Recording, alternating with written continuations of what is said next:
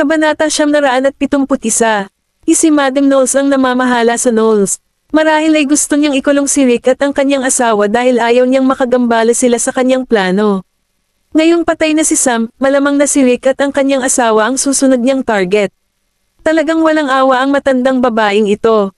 Nagsimula siya sa pamamagitan ng pakikitungo muna sa mga Knowles bago magpadala ng isang tao upang ibalik si Knowles sa Knowles. May pagkakataon na baka siya ay mag-set up ng isang aksidente o isang bagay upang patayin si Knowles, at walang sino man ang maghahinala dito, tahimik na naisip ni Nolan. Maya-maya, sabi niya, umikot ka. Punta tayo sa Clifford Manor. Sa oras na dumating si Nolan sa Clifford Manor, sinabi sa kanya ng katulong na lumabas na si Thomas, at isang masamang pakiramdam ang bumangon mula sa kanyang tiyan. Inakala niya na si Thomas ay nagpunta sa bodega ng alak at tila sa kanya ay may ipinadala si Madam Knowles upang ibalik si Knowles sa Yarramore. Biglang nag-ring ang phone niya. Sinagot niya ito at inilapit ang phone sa tenga niya. Bago pa siya makapagsalita, ang bodyguard sa kabilang side ng telepono ay kinakabahang nagsalita, Mr. Goldman, tumakas na naman si Miss Daisy. Agad na lumungkot ang mukha ni Nolan nang marinig ang sinabi ng bodyguard. Ito ang masamang pakiramdam na naramdaman niya mula ngayon. Dinala siya ng driver sa bodega ng alak, ngunit huli pa rin siya ng isang hakbang. Nakuha na si Knowles nang dumating siya.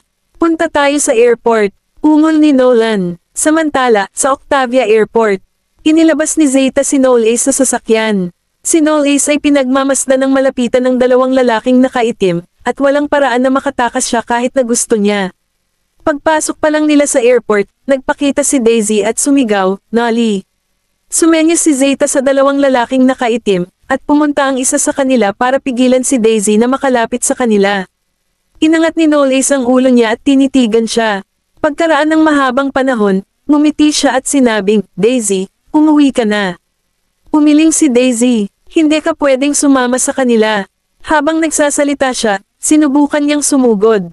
Ibinaba ni Zeta ang ulo para tingnan ang kanyang relo at sinenyasan ang lalaking nakaitim. Tumango ang lalaking nakaitim at tinulak si Daisy palayo. Anong ginagawa mo? Gustong tumakbo ni Knowles kay Daisy, ngunit hindi siya binigyan ni Zeta ng pagkakataon. Idiniin niya ang kanyang kamay sa balikat nito at binalaan siya, Young Master Knowles, kung ayaw mong may mangyari sa kanya, iminumungkahi kung huwag kang gagawa ng anumang katangahan. Natigilan si Knowles at pinigilan ang sarili na sumugod. Muling bumangon si Daisy sa sahig. Siya ay mahina at walang kapantay sa lalaking nakaitim.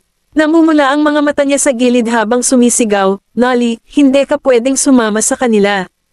Maghintay ka lang dyan. Tatawagan ko si Dad para iligtas ka. Ibinaba ni Knowles ang kanyang ulo.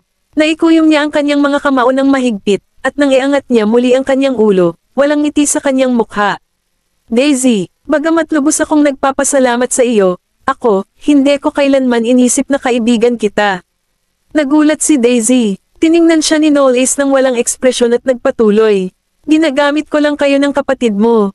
Masyado kang walang muwang. Hindi ako mabuting tao. Natigilan si Daisy. Nablangko ang utak niya at saglit na hindi siya nakasagot. Nang lumingon si Knowles ay napatigil siya. Tiningnan niya ng huling tingin si Daisy sa karamihan bago tumawid sa checkpoint nang hindi lumingon. Biglang umalangaw-ngaw ang boses ni Daisy sa likuran niya. Knowles, isa kang jerk, sinungaling ka. Natigilan si Knowles at huminto sa kanyang paglalakad, ngunit hindi niya inilinggan ang kanyang ulo. Mariin, niyang idiniin ang kanyang mga labi at nagpatuloy sa paglalakad hanggang sa nilunod ng mga tao ang kanyang figure. Samantala, dumating na sina Nolan at Quincy sa airport. Hinanap ng dalawang bodyguard si Daisy, at naghiwalay din sila Nolan at Quincy. Naghanap sila sa gitna ng karamihan ng mga pasahero, sinusubukan ang kanilang makakaya na hindi makaligtaan ang isang tao o sulok. Nang dumating ang isang bodyguard sa isang corridor, bigla niyang napansin ang isang maliit na figure sa gilid. Dali-dali siyang tumawag kay Nolan at sinabing, Mr. Goldman, nahanap ko na si Miss Daisy. Kabanata 972. Nakaupo si Daisy sa mahabang bench at nakasandal ang likod sa kisame hanggang sa sahig na bintana, mukhang malungkot na malungkot.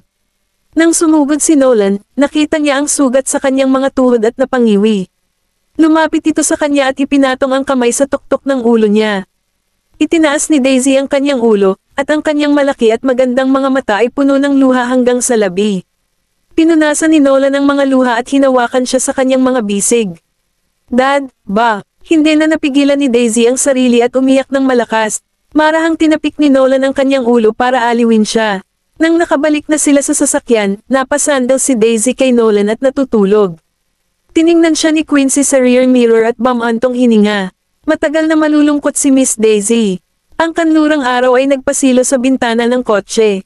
Itinagilid ni Nolan ang kanyang ulo at tumingin sa maliit na batang babae sa tabi niya na nakatulog dahil sa kakaiyak. Napakabait pa niya. Sigurado akong makakalimutan din niya siya paglipas ng panahon kapag nagkaroon siya ng mga bagong kaibigan. Walang sinabi si Quincy. Pagbalik nila sa hotel, binuhat siya ni Nolan sa kwarto. Ihenega siya nito sa kama at marahang isinilid sa kumot para hindi niya ito magising. Nang makaalis si Nolan ay binuksan ni Daisy ang kanyang mga mata. Lumingon siya upang tumingin sa labas sa bintana at bamulong, sinungaling. Isang patak ng luha ang bumagsak sa unan. Kinagabihan, nakaupo si Nolan sa loob ng study room, sunod-sunod na humihit-hit ng sigarilyo. Pagpasok ni Quincy, ang una niyang nakita ay ang tambak ng mga stub ng sigarilyo sa ashtray. Mr. Goldman, dapat ko bang ibigay ang mga material na ito kay Elder Master Clifford? Ibinagsak ni Nolan ang abo ng sigarilyo sa ashtray at sinabing, oo. Ito ay isang bagay na dapat niyang malaman. Ibinaba ni Quincy ang kanyang ulo. I wonder kung kaya niya o hindi. Pagkatapos ng lahat, siya ay nasa ilalim ng impresyon na ang mga Knowles ay ang mga mamamatay tao sa lahat ng oras na ito. Namamaos na tumawa si Nolan at inalis ang sigarilyo sa ashtray, karamihan sa mga katotohanan ay malupit, tama ba? Ngumisi si Quincy at hindi na nagsalita. Bigla siyang may naisip at nagtanong ng mabuti, Mr. Goldman, maaari ba akong magtanong sa iyo? Bakit ayaw mo kay Noel Ace? Napasandal si Nolan sa likod ng upuan at inanggat ang ulo para tumingin sa kisame. Pagkaraan ng mahabang panahon, binawi niya ang kanyang manipis na labi at sinabing, naaalala mo pa ba na siya ay dinukot 2 taon na ang nakakaraan? Tumango si Quincy. Oo, naaalala ko. Kung tutusin, siya naman ang nag-imbestiga, pero hindi niya maintindihan kung ano ang kinalaman nito. Sumeryoso ang mukha ni Nolan habang nakatingin kay Quincy. Si Noel Ace ang pumatay sa mga kidnapper na iyon. Natigilan si Quincy. 6 years old pa lang siya 2 years ago. Paano niya? Tumayo si Nolan at pumunta sa bintana. Tiningnan niya ang night scenery ng lungsod at nagpatuloy. Inusisa ko ang dahilan ng pagkamatay ng mga kidnapper, at nalaman kong lahat sila ay namatay sa pagkalason. Kung may pumunta at nagligtas kay Noel Ace, dapat may away, pero walang bakas ng away sa pinangyarihan. At saka, nilason lang niya ang mga tao sa paligid niya nung nagkampante ang mga ito. Pagkatapos niyang magsalita, lumingon siya para tingnan si Quincy. Sa palagay mo ba ay magtataas ng bantay ang matatanda sa harap ng isang bata? Nahirapan pa ring paniwalaan ni Quincy.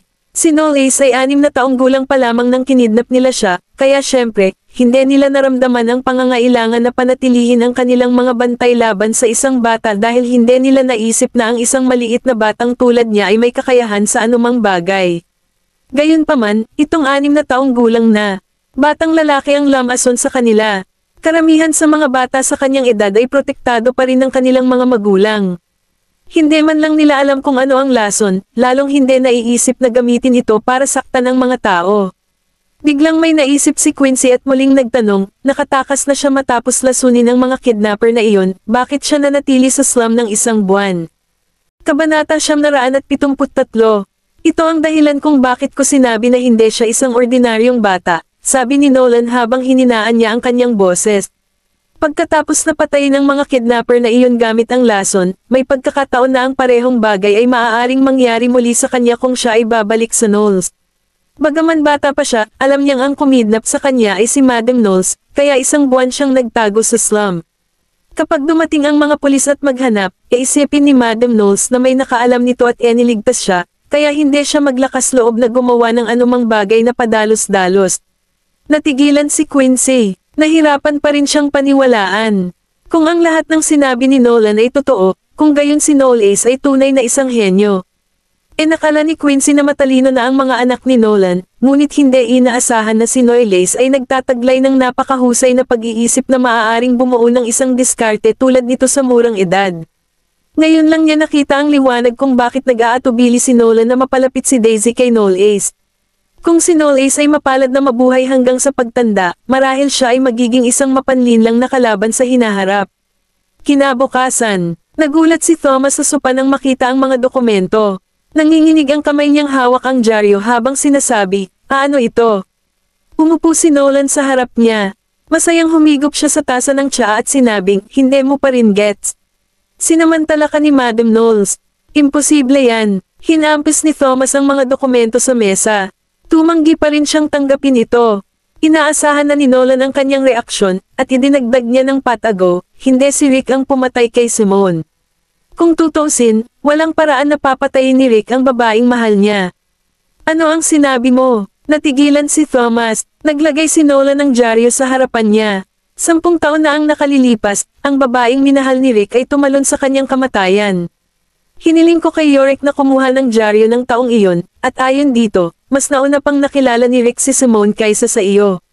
Si Simone ay kaibigan noong bata pa si Rick. Mahal niya si Simone, ngunit wala itong nararamdaman para sa kanya, at ang taong ito na tumalon sa kanyang kamatayan ay walang iba kundi si Simone, ang kanyang unang pag-ibig. Natigilan si Thomas, at nanginginig ang mga kamay niya sa dyaryo. Kung hindi si Rick, bakit sasabihin sa akin ni Madam Knowles na si Simi ay pinilit na tumalon sa kanyang kamatayan? Kumulat ang gilid ng labi ni Nolan. Iyon ay dahil mahal ni Madam Knowles si Rick. Humigop siya ng tsaa bago nagpatuloy ng mahinahon. Gusto niyang pakasalan si Rick, ngunit labis na nasaktan si Rick dahil sa pagkamatay ni Simone, at tinanggap niya ang kasal na isinaayos ng kanyang pamilya para sa kanya. Nagustuhan ni Elder Master Knowles si Madam Knowles, kaya pinilit niya itong pakasalan siya. Ikinagalit ni Madam Knowles ang kanyang kapalaran. Hindi siya mahal ng lalaking mahal niya, at napilitan siyang magpakasal sa isang matanda. Kahit na napakabuti ng matanda sa kanya, kinasusuklaman pa rin niya ito. Tinakpan ni Thomas ang masakit na puso gamit ang kanyang kamay at nagtanong habang nagngangalit ang mga ngipin, kung gayon, sino ang pumatay kay Simi? Siya ay nasa ilalim ng impresyon na pinatay ni Rick si Simone sa loob ng maraming taon, kaya tinulungan niya si Madam Knowles na maghiganti sa mga Knowles upang ipaghiganti si Simone. Gayunpaman, hindi niya inaasahan na hindi si Rick ang pumatay kay Simone. Maliba siya sa pagtulong kay Madam Knowles sa kanyang paghihiganti laban sa mga Knowles nitong mga taon. Gusto niyang maghiganti, ngunit sa huli, naghiganti siya sa isang taong talagang walang kinalaman sa pagkamatay ni Simone. Bakit siya magsisinungaling sa akin? Si Thomas ay tila may edad na 10 taon, at ang kanyang ulo ay nakayuko sa kalungkutan. Tumingin sa kanya si Nolan at nagtanong, naisip mo na ba na baka ang pumatay kay Simone ay si Madam Knowles? Hindi pwede yon. Umiling si Thomas, sila ay magkapatid. Walang paraan na papatayin niya si Simi. Walang imposible. Tumawa si Nolan. Gustong pakasalan ni Madam Knowles si Rick, ngunit si Simone lang ang minahal ni Rick. Sa makatuwid, pagkatapos lamang ng pagkamatay ni Simone magkakaroon siya ng pagkakataon. Ibinaba ni Nolan ang kanyang ulo upang tingnan ang tasa ng tsaa sa kanyang kamay at sinabing, maging ang magkapatid ay mag-aaway sa isa't isa para sa isang bagay na pareho nilang gusto, lalo na ang mga kapatid na babae.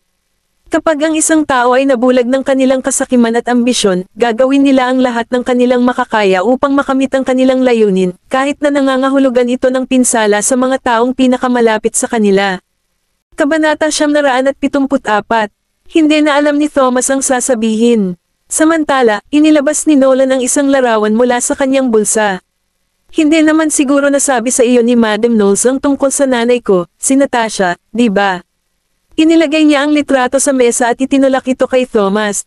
Ito ay, natigilan si Thomas. Siya ang aking ina. Inampun siya ni Madam Knowles, sabi ni Nolan habang tinitingnan si Thomas. Kinuha ni Thomas ang larawan, nanginginig ng husto ang kanyang mga kamay. Ang babae sa larawan, lalo na ang kanyang mga tampok, ay kahawig ni Simone noong siya ay mas bata pa. Kung bakit inampon ni Madam Knowles ang nanay ko, wala na sigurong nakakaalam ng identity ng nanay ko kaysa sa kanya. Ngayong nalaman ko na ang lahat ng katotohanan, masasabi ko ng may kumpiyansa, na ang aking ina ay malamang na anak ninyo ni Simone. Iniangat ni Thomas ang ulo para tingnan si Nolan. Ibinuka niya ang nanunuyong labi, ngunit walang salitang lumabas. Sa Baseburg, sa South, naniniwala ako na hindi ganoong klaseng tao si Mr. Boucher. Gusto bang sumikat ng hindi kilalang aktres na iyon? Tama iyan. Sa tingin ko, hindi kailangan ni Mr. Boucher ng public stunt. Hindi lang siya sumikat dahil sa kagwapuhan niya. Nagagawa niyang sumikat dahil sa sarili niyang pagsisikap at kakayahan. Yung mga nagsabi na kailangan niyang gumamit ng public stunt, may mali siguro sa utak nila. Paglabas ni Maisie at Lucy sa elevator, narinig nila ang ilang babaeng empleyado na nag-uusap tungkol kay Helios. Si Lucy ay isa rin sa mga tagahanga ni Helios. Nang marinig niyang may bumubulabog ng putik sa kanyang idolo, nagngangalit siya sa galit ngunit hindi niya maipakita ang kanyang emosyon sa harap ni Maisie. Napansin din ni Maisie ang pagbabago ng kanyang ekspresyon. Naglakad siya patungo sa grupo ng mga babaeng staff na may ngiti sa kanyang mukha at sinabing, "Siyempre, hindi kailangang gumamit ng pampublikong stunt si Mr. Boucher." Naglalambing lang ng putik yung mga yon para mas mapansin siya. "Dapat bumalik na kayong lahat sa trabaho ngayon." Nakahinga ng maluwag ang grupo ng mga babaeng staff matapos nilang marinig ang sinabi ni Maisie. Tinapik ng isa sa kanila ang kanyang dibdib at bamulong, "Alam kong hindi ganoong klaseng tao si Mr. Boucher." Aalis na sana si Maisie, may bigla siyang naalala, at sumili ang ngiti sa gilid ng labi niya. Lumingon siya para harapin sila at inihayag, ang mangungunang tatlong sales performer ay gagawa rin ng autograph ni Mr. Boucher at $450 cash ngayong buwan. Unang natigilan ang grupo ng mga babaeng empleyado. Nang sa wakas ay natauhan na sila pagkatapos ng ilang sandali, tuwang-tuwa silang lahat. Nagmamadaling sinundan ni Lucy si Maisie at nakangiting nagtanong, "Paano ako, Miss Vanderbilt?" Tinapik-tapik ni Maisie ang kanyang ulo gamit ang dokumento sa kanyang kamay at sinabing, "Ganon din sa iyo." Saglit na natigilan si Lucy sa lugar. Napatikip siya sa kanyang pisngi sa tuwa at sumumpa sa kanyang puso na kukuha siya ng autograph ng kanyang idolo. Sa Royal Crown, tiningnan ni Morgan ang mga balitang iyon na nagsasabing si Helios ay may sariling motibo para iligtas ang taong iyon. Wala pang paliwanag si Helios sa ngayon, at bagamat pinagkakatualan siya ng kanyang mga tagahanga, may mga netizen na galit sa kanya. Kumatok si Nina sa pinto at pumasok sa opisina. "Mr. Lynch." Inabat niya ang tablet kay Morgan at sinabing, "Tingnan mo kung ano ang ginawa ng Zestar Media Corporation. Paano sila nakipagtrabaho sa hindi kilalang aktres na iyon at itinapon sa atin ang putik?" Tumingin si Morgan sa Facebook at inelapag ang tablet. Nasaan si Helios? Bakit parang hindi siya nag-aalala sa lahat ng nangyayari ngayon?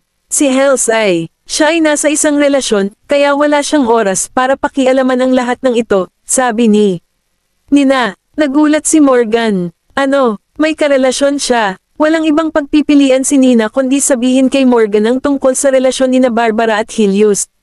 Pagkatapos noon, nagpatuloy siya. Panahon na para pumasok si Hels sa isang relasyon. Kung tutusin, matagal na siyang hinahemek ng kanyang mga kapamilya na maghanap ng girlfriend. Laging hindi pinapansin ni Hels ang mga bagay na ito. Bukod dito, nakuha na niya ang lahat ng parangal at napakatagal na niyang sikat na artista sa entertainment industry. Nakikita ko na may balak na siyang magretiro. Kabanata 975. Pabalik-balik si Morgan sa harap ng mesa habang nakapulupot ang mga kamay sa likod. Bigla siyang huminto sa paglalakad, inangat ang ulo para tumingin sa kisame, at bamantong hininga, "Well, I could sense that Helios intends to retire from the entertainment industry. Ako ang nagdala sa kanya sa industriyang ito, nagpasikat sa kanya, at nanood na makakuha siya ng 12 film awards. Sa totoo lang, ayoko talaga siyang magretiro sa industriya." Binaba ni Morgan ang kanyang ulo. Ang kanyang mga mata ay namumula sa paligid ng mga gilid, at siya ay parang yumiyak. Lumakad paarap si Nina at tinapik ang balikat nito para aliwin siya. "Mr. Lynch, kailangan mong mag-isip sa ganitong paraan. Lahat ng magagandang bagay ay dapat na matapos, at hindi tayo magkakaroon ng bagong dugong darating kung lahat ng mga lumang aktor na iyon. At ang mga artista ay tumatangging magbigay daan." Tinakpan ni Morgan ang kanyang mukha at sinabing, "Malungkot pa rin ako. Parang sarili ko lang siyang anak. Bakit hindi na lang siya manatili ng 10 taon pa? Ang merkado para sa mga lumang aktor at aktres ay medyo maganda rin ngayon." Nakatayo ngayon si Helios sa labas ng opisina. Kumatok siya sa pinto at binasag ang malungkot na kapaligiran sa opisina. "Anong iyakan mo?" Mabilis na pinunasan ni Morgan ang mga luha sa kanyang mukha at huminga ng malalim para pakalmayan ang sarili. "Helios, dahil gusto mo talagang magretiro sa entertainment industry, hindi ka namin pipilitin na manatili." Lumapit si Helios sa couch at umupo. He chuckled and said, "Sooner or later, I'd have to retire from the industry.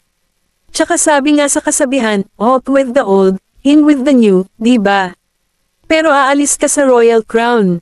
Parang maiiyak na naman si Morgan nang pumasok sa kanyang isipan ng pag-iisip. Ito ay tulad ng pagmamasid sa kanyang sariling anak na lumilipad, na iniwan siyang mag-isa sa Royal Crown. Walang magawang umiling si Helios at sinabing, hindi ako aalis sa Royal Crown. Kinuha niya ang isang dokumento at inilagay sa mesa. Ako ay opisyal na isa sa mga shareholder ng Royal Crown. I would prefer to go behind the scenes, pero kung may magandang script to ask me to play a part, ikaw consider ko rin. Parehong namangha sina Morgan at Nina. May naisip si Helios at idinagdag, oh yeah, by the way, gusto kong magsagawa ng press conference, at nakipag-ugnayan na ako sa board ng Royal Crown. Sa hapon, tinipon ng Royal Crown ang lahat ng mga mamamahayag at mamamahayag sa conference room. Naglakad si Helios sa entablado sa ilalim ng kumikislap na mga ilaw ng mga kamera ng mga reporter at tumingin sa kanila. Alam kong nag-aalala kayong lahat sa nangyari sa Coralia kamakailan. Tinipon ko kayong lahat dito ngayon dahil mayroon akong 3 anunsyo na gagawin. Ang mga reporter sa ibaba ng entablado ay nag-uusap, at ang ilan sa kanila ay naglabas ng kanilang mga notebook at nagsimulang magtala. Sinulyapan ni Helios ang mga tao at sinabi, ang unang bagay ay tungkol sa avalanche na nakatagpo ng mga tripulante sa Coralia. Gusto kong sabihin sa inyong lahat dito na gagawin ko at ililigtas kahit sino pa ang nasa sitwasyong iyon. Wala talaga akong pakialam sa sasabihin ng ibang tao tungkol sa akin. Tungkol naman sa pagtanggi, gusto ko lang sabihin na tanggap ko na ang nararamdaman niya, kaya parang hindi ko na kailangan pang magpaliwanag pa. Ang pangalawang bagay ay mayroon akong kasintahan, at nagpasya akong pakasalan siya. Hindi ganoon kalakas ang reaksyon ng press at media sa kanyang unang anunsyo, ngunit lahat sila ay nabigla sa kanyang pangalawang anunsyo. Ikakasal ka na, Mr. Boucher. Kailan ka nagka-girlfriend, Mr. Boucher? Bakit wala kaming alam tungkol dito? Ang girlfriend mo ba ay nasa entertainment industry din?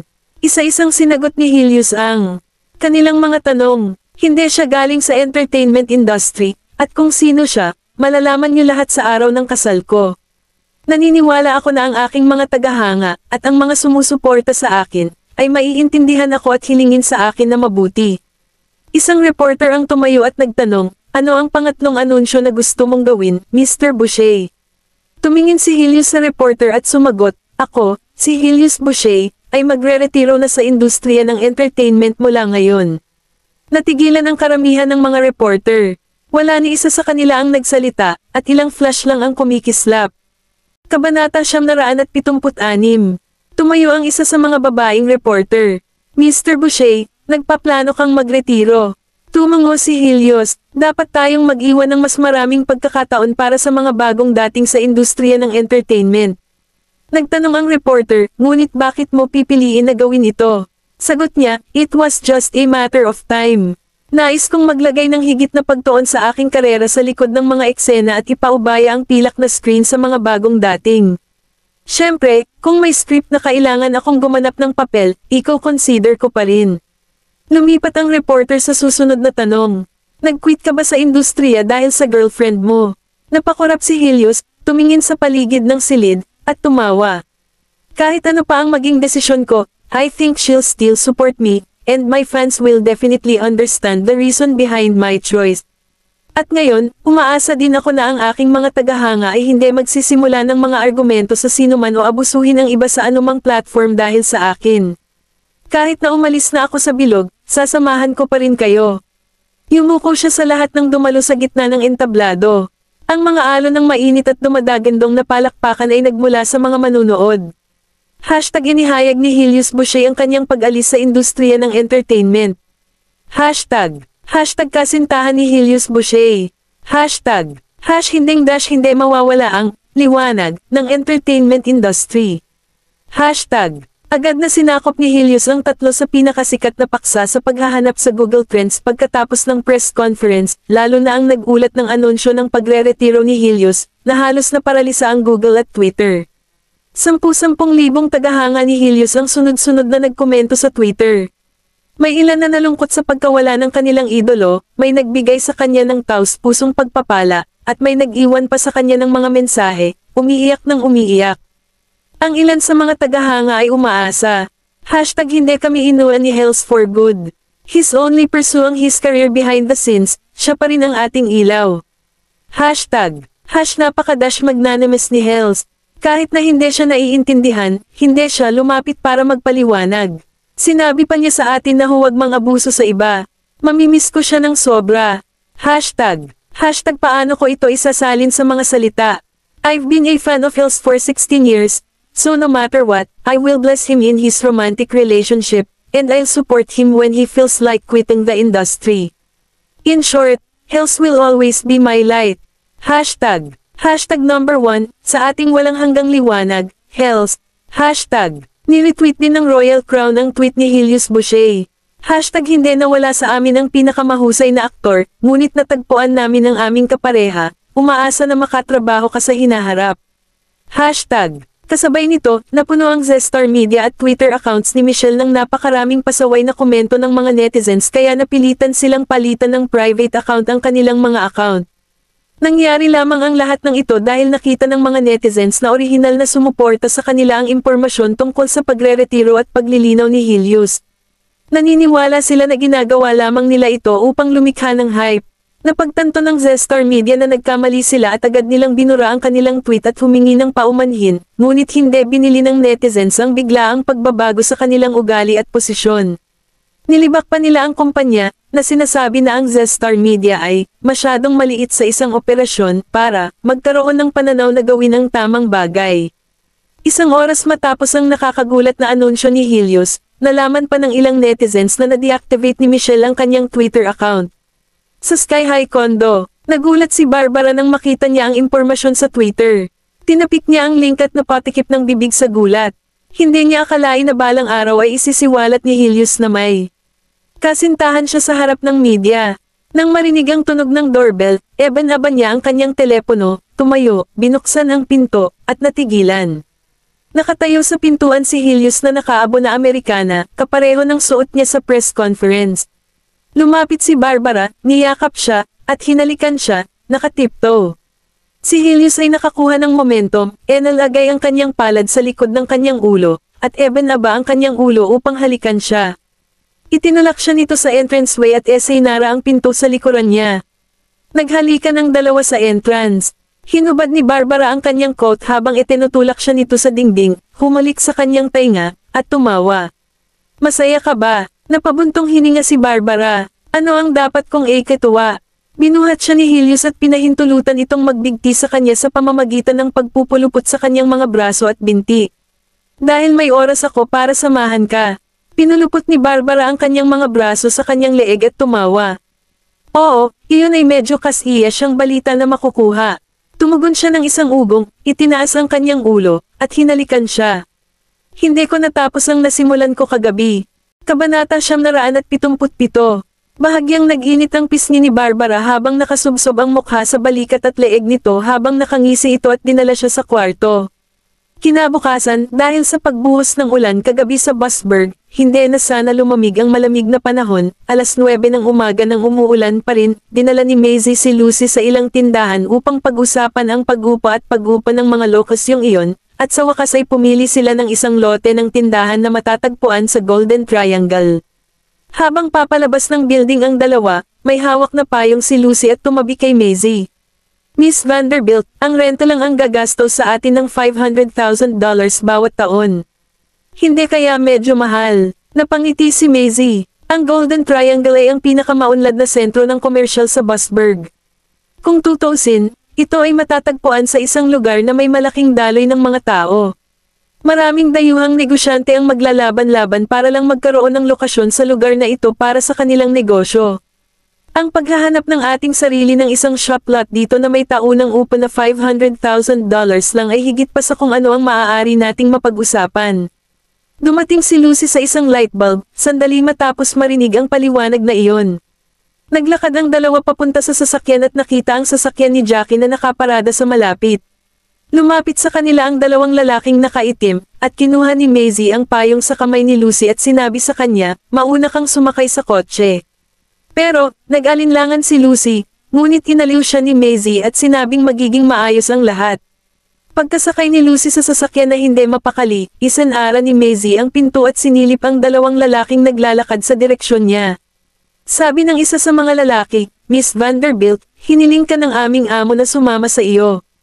Sinundan sila ni Maisie sa kotse, at binuksan ng lalaking nakaitim ang pinto ng sasakyan. Ang loob ng kotse ay mukhang napakaluwang, at nilagyan ito ng lahat maliban sa lababo sa kusina. Nakaupo si Jackie sa kotse na nakasuot ng dark brown na fur coat sa kanyang katawan at isang itim na turtleneck. Marahan niyang pinagpag ang baso ng alak sa kanyang kamay, at ang umaalog-alog na alak ay mukhang kasing pula ng dugo. Wala ka bang isasama sa iyo sa pagkakataong ito? Tumawa si Maisie, pinagkrus ng mga paa, bahagyang samandal, itinukod ang siko sa tuhod, at ipinatong ang baba sa palad. Mr. Clifford, ilang lalaki ang inaasahan mong dadalhin ko? Inangat ni Jackie ang ulo at humigop ng alak, at ang kanyang tingin ay napako sa baso ng alak. Itinakda mo ako noong isang araw. Hindi ka ba natatakot na bumalik ako sa kahit na ang score? She chuckled. So, sinasabi mo bang aayusin mo na ang account sa akin ngayon? Napatingin sa kanya si Jackie. Nag-cross arm si Maisie at samandal sa bintana ng sasakyan. Natalo sa isang babae ang marangal na batang tagapagmana ng mga Clifford at niloko ng babae. Ito ay talagang isang nakakahiyang katotohanan na mamuhay.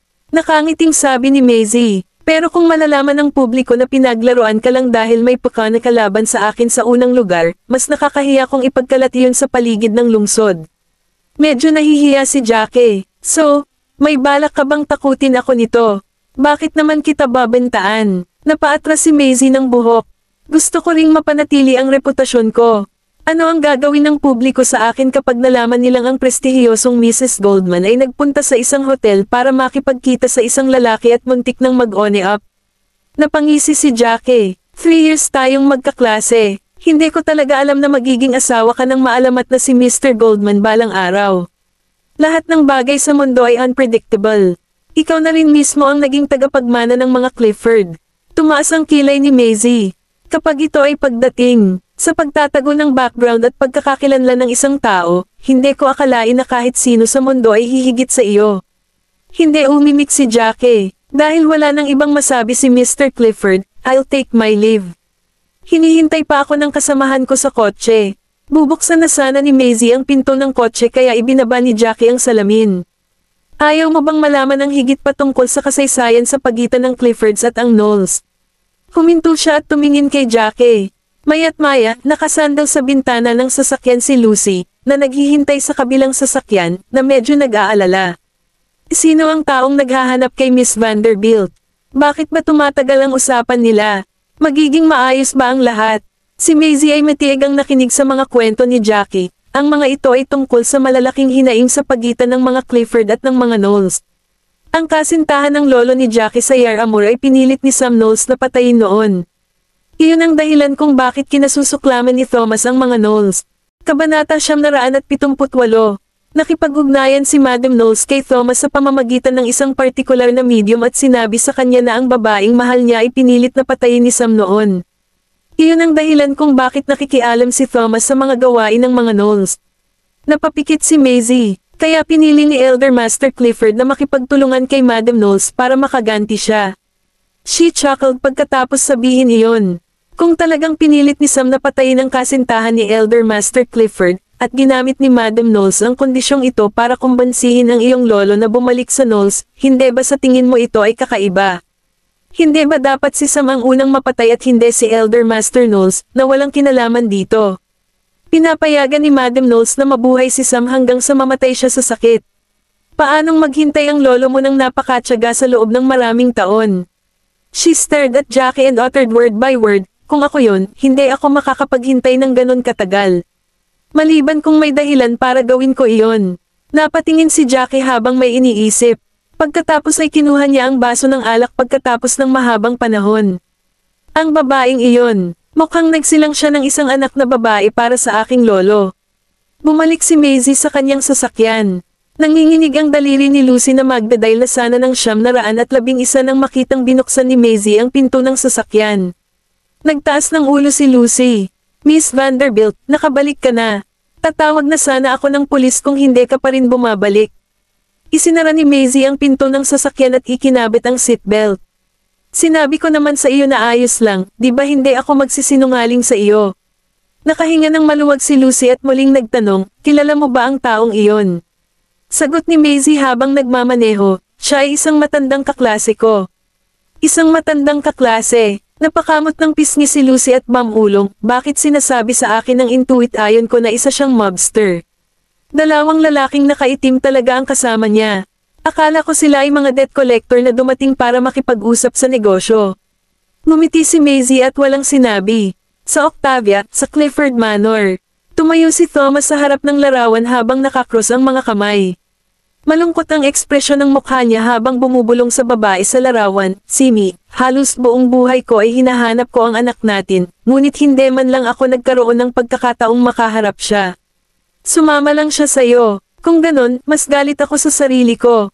Naiinis ako sa sarili ko dahil naniwala ako sa sinabi ni Olga. Speaking of this, hindi maiwasan ni Thomas na magmukhang nagtatampo. Hindi ko kailanman pinagdudahan si Olga dahil kapatid siya ni Simi. Ngunit halatang inampun niya ang ating anak at piniling itago ito sa akin sa loob ng mga dekada. Pinatira pa niya ang ating anak na babae sa Knowles bilang isang tool na pinagkakitaan nila. Sumigaw si Thomas at may pumasok na bodyguard mula sa labas. Sir, walang ekspresyong sinabi ni Thomas, makipag-ugnayan kay Madam Knowles sa ngalan ko at sabihin sa kanya na magtatapos ang aming pagtutulungan ngayon.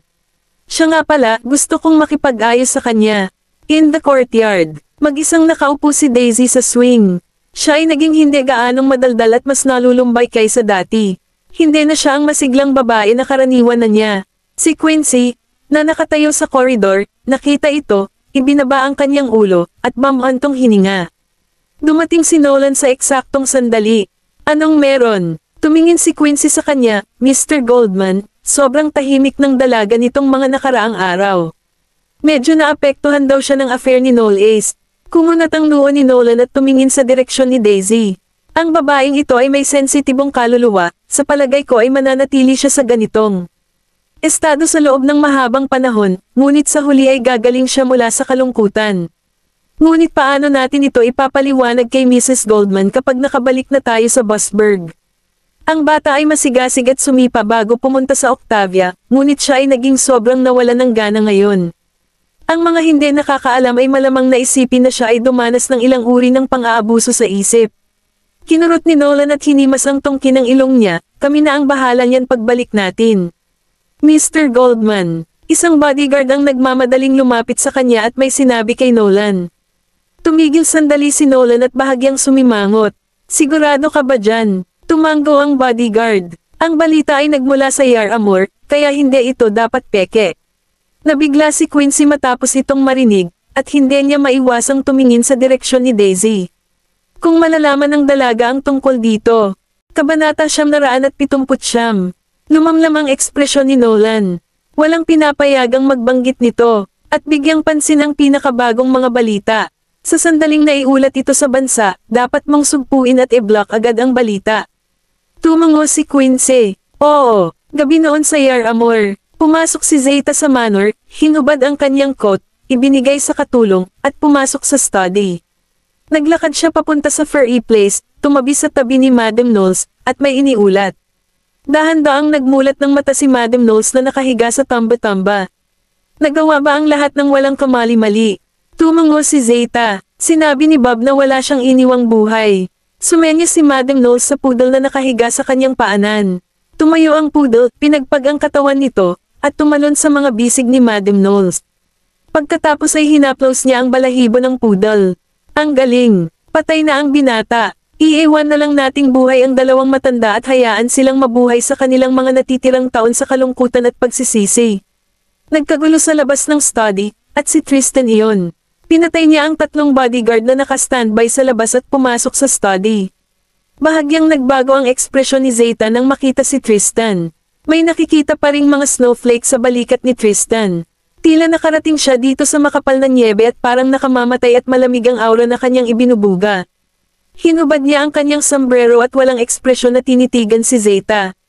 Sabi ko na nga ba, isa ka talagang especially iyan na pinadala ng nanay ko. Ibinaba ni Zeta ang kanyang ulo at hindi umimik. Napatingin si Madam Knowles kay Tristan. E paano kung nahulaan mo na? Namatay na ang maliit na bastardong iyon. So ano ngayon? Sinasabi mo ba sa akin na pupuntahan mo ako para doon? Humalaklak si Tristan. Lagi mo na akong tinuturing na kaaway mula pa noong bata ako. Kaya't kwalipikado pa ba akong maging kakampi mo, inay? Mapangahas, umupo ng tuwid si Madam Knowles at binigyan siya ng matalim na tingin. Kung hindi ka lang anak na ipinanganak ko sa sarili ko, matagal na kitang pinatay. Dahan-daang humakbang si Tristan. Hindi pa huli ang lahat kung gusto mong gawin ito ngayon. Dahil ikaw ang nagdala sa akin sa mundong ito, I won't mind if you want to take it back. Sige lang. Biglang tumayo si Madam Knowles, nagtaas ng kamay, at sinampal siya. Umalangaw ang sampal sa study, at parang namamanhid ang pisngi ni Tristan. Ang mga bodyguard na dumating pagkatapos makuha ang intruder alert ay nagulat lahat at nagyelo sa lugar sa labas ng pinto. Maging si Zeta ay walang lakas ng loob na magsalita at tahimik lamang na pinanood ang buong proseso. Nagngangalit ang mga ngipin ni Madam Knowles. Oo, galit ako sa'yo. I hate you for being my son. Paano kita isinilang, isang walang kwentang piraso ng shit, kung hindi dahil sa lalaking iyon. Hinaplos ni Tristan ang marka sa kanyang pisngi. Mukha siyang walang ekspresyon nang mangyari iyon dahil manhid na siya. Ngumisi siya pagkatapos, oo, bukod sa pinanganak mo ako, wala kang naging papel sa pagpapalaki sa akin. Kaya sa akin, hindi pa ako nagkaroon ng ina sa buong buhay ko. Ikaw. Itataas na sana muli ni Madam Knowles ang kanyang kamay nang may pumasok mula sa labas para iulat ang mensaheng nanggaling sa Clifford sa Octavia. Huminto si Madam Knowles, inayos ni Tristan ang kanyang coat. Madam Knowles, tatandaan ko lahat ng ginawa mo sa puso ko. Ikaw ay tumatanda sa araw-araw, at oras na para simulan ang pag-iisip tungkol sa natitirang bahagi ng iyong buhay. Walang pakialam na umalis si Tristan sa study, at si Madam Knowles ay nakatayo doon at pinanood siyang umalis habang unti-unting lumalabo ang mukha nito. Pumasok ang bodyguard sa study at ibinaba ang ulo. Madam, may mensahe si Elder Master Clifford para sa iyo. Sinabi niya na ang kanyang pakikipagtulungan sa iyo ay magtatapos mula ngayon, at sinabi rin niya. Mabagsik ang tingin ni Madam Knowles. Ano ang sinabi niya? Sumagot ang bodyguard, sinabi din niya na mag-aareglo siya ng account sa iyo. Nakabalik na si Nolan sa busberg kasama si Daisy, at naghihintay si Maisie sa kanila sa paliparan kalahating oras ng maaga. Nang makitang lumabas si Nolan sa exit T2, dumiretso si Maisie papunta sa kanya na may malawak na ngiti. Niyakap siya ni Nolan, ibinaon sa kanyang mga bisig, at tumawa. Namiss mo ba ako? Nakita ni Maisie ang mga tingin ng mga nakapaligid na pasahero, at sa kanya lang napansin kung nasaan sila at marahan siyang itinulak. Ano sa tingin mo? Kabanata 980. Ibinaba ni Nolan ang kanyang ulo at tumawa. Namiss din kita. Napatingin si Maisie sa labasan. Nasaan ang anak natin? Lumingon si Nolan habang dahan-daang lumapit sa kanila sina Daisy at Quincy mula sa likuran. Akmang lalapit na si Maisie sa kanya at yakapin siya, dumaan si Daisy sa kanya na parang hindi niya nakita. Nagulat si Maisie. Lumingon siya at nagtanong, anong problema ni Daisy? Medyo awkward si Quincy. Mrs. Goldman, ipapaliwanag sa iyo ni Mr. Goldman ang lahat. Nilhinggan ni Maisie si Nolan, at kinuyam ni Nolan ang kanyang kamay, inilagay ito sa harap ng kanyang mga labi, at marahang pinunasan ang kanyang lalamunan. Pag-uusapan natin yan habang pauwi na tayo. Nakaupo sina Daisy at Quincy sa likuran ng sasakyan habang sina Nolan at Maisie ay sumakay sa parehong sasakyan. Ikinwento ni Nolan kay Maisie ang nangyari kay Daisy noong pauwi na sila. Siya ay labis na nasaroon ng loob dahil nasaksihan niya si Knowles na ibinalik pa rin sa Yar Amor sa huli, ngunit wala siyang magawa para pigilan ito. Pakiramdam niya ay nawalan siya ng kaibigan at labis na nanlumot tungkol dito. Gustong-gusto niyang manatiling malapit kay Knowles. Ang dahilan kung bakit niya sinundan si Knowles sa Octavia ay para lamang iligtas siya. Napatingin si Maisie sa kanya. Hindi ba pumunta ka sa Octavia para mailigtas mo itong dalawang bata? Magsasalita pa sana si Nolan ngunit nag-alinlangan. Nililigtas ko nga silang dalawa bago ko malaman na si Thomas ang lolo ko sa ina at malaman ang tungkol sa iba pang mga bagay. Ang Octavia ay ang teritoryo ng Cliffords. Kung gagawa ako ng padalos-dalos ng walang kaalam-alam, imposibleng maka-address tayo ng ligtas at maayos, lalo na si Daisy, gaano man kagaling ang mga tauhan ko. Tungkol sa bagay na ito. Bago pa man siya makatapos ng pagsasalita, inilapat ni Maisie ang daliri sa labi nito para pigilan siya. Sige, huwag kang magsalita. Pinabalik lang si Knowles sa Yar Amor, kaya siguro magkakaroon pa sila ng pagkakataong magkita sa hinaharap. Mababaliw lang si Daisy. Lumaylay ang talukap ni Nolan. Hindi na pwede. Nagulat si Maisie. Ano? Napatingin si Nolan sa bintana ng sasakyan. Nakatanggap ako ng balita mula sa Yar Amor na nagsasabing pinaslang si Knowles pagdating niya sa bansa. Hindi man lang hinayaan ni Madam Knowles na mabuhay si Knowles para makitang muli ang lupain ng Yar Amor. Ang plano niyang dukutin si Knowles sa Octavia ay para lamang makaiwas sa mga tauhan ni Tristan. Gaano man kalakas at maimpluwensyang si Tristan, hindi niya mailigtas si Knowles sa teritoryo ni Thomas. Natigilan sandali si Maisie sa pwesto at saka huminga ng malalim. Sandali lang. Imposible naman diba? Patay na ang batang iyon. Walang sinabi si Nolan. Ngunit ang kanyang katahimikan ay naibigay na sa kanya ang lahat ng kailangan niyang malaman. Hindi alam ni Maisie kung ano ang emosyong nararamdaman niya sa kaibuturan niya. Ano man ang mangyari, si Knowles ay isang batang lalaki pa rin na buhay at maayos. Nakakuha pa siya ng mahabang panahon kasama ang kanyang mga anak. Kung ipapaalam ko sa kanila ang tungkol dito, lalo na si Daisy, gaano siya magiging malungkot. Niyakap siya ni Nolan. Sana hindi rin ito totoo, kaya itago na lang natin ito sa mga bata sa ngayon. Pagkalipas ng ilang araw, sa Yar Amor, naglakad si Zeta papunta sa study at kumatok sa pinto. Madam, dumating na po ang bangka sa pantalan. Dapat na tayong umalis ngayon. Tumayo si Madam Knowles sa harap ng furry place at itinapon ang mga larawan sa kanyang mga kamay sa furry place, at nilamon ng apoy ang mga larawan, naglalabas ng mga kaluskos. Pagkatapos ay lumabas siya ng study kasama si Zeta, at ilang sasakyan na ang nakaparada sa labas ng gate. Pinagbuksan siya ni Zeta ng pinto ng kotse. Pagkapasok ni Madam Knowles sa sasakyan, isinara niya ang pinto at sumakay sa front passenger seat. Tara na, nagsimula ng magmaneho ang driver, kasunod ang ilang sasakyan sa likuran nila. Umupo si Madam Knowles sa likurang upuan habang nakaakbay ang kanyang poodle. Kailangan niyang bumalik sa kanyang tahanan, East Winston, pagkatapos ng lahat. Ilang sasakyan ang nakaparada sa pier. Bumaba si Madam Knowles sa sasakyan, at isang marangyang cruise ship na patungo sa East Winston ang nakadaong sa pier, naghihintay na makasakay sila. Madam, sumakay ka na sa bangka. Ang bodyguard ay gumawa ng isang kilos na nagpapakita kay Madam Knowles ng daan. Umakyat sa hagdan sina Zeta at Madam Knowles kasama ang mga bodyguard sa likod nila, ngunit noon sila ay sinalakay.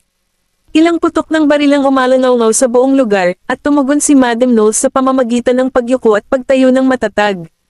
Ang poodle sa kanyang mga bisig ay natakot at patuloy na tumatahol at kumawala sa mga braso ni Madam Knowles.